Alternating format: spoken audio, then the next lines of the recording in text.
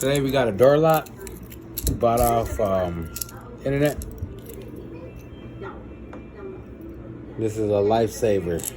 If you got a kid that runs out the house that unlocks the door, you need this. If you go on trips and go on Airbnbs and hotels, you need this. I'll show you how this works. Now, come on, follow me. Just make sure you see it.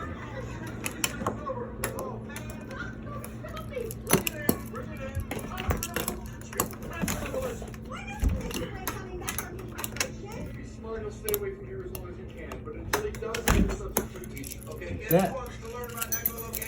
Next, you flip this in there. This is the lock.